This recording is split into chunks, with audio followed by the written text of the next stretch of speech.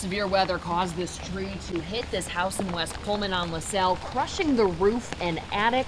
I talked to the homeowner who's out of town but says he's nervous to see what damage there might be when he returns. This is exactly what the owner of this West Pullman house tells me he was trying to prevent. He says he called the city just last week to report the tree looking unstable, especially after he shared these photos that show the same tree had a large limb fall on his car 6 years ago and dented it. He says the city would not remove it as long as there were leaves on it.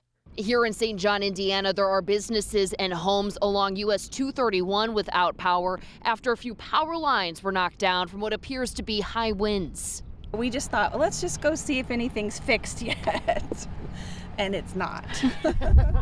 Michelle Leeser came out to see the damage the high winds did to knock over these massive power poles, closing the road for hours. Already, NIPSCO crews were on scene to try to clear the mess. We've received several texts from NIPSCO that started at the power will be restored at 5:45, then another one came in at 9:45, and the very last one that came in is undetermined. There's massive outages. While Leeser is not sure when power will be restored, NIPSCO tells us they are working to open the road tonight and restore power as quickly and safely as they can.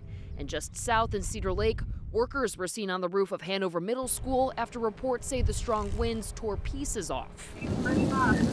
Downstate in Champaign County, forceful winds and rain resulted in downed trees and limbs across neighborhoods. The same story this afternoon in Chicago's north suburbs.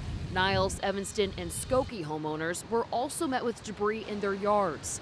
As for Leeser back in Indiana, she says they are already making plans in case power is not restored tomorrow.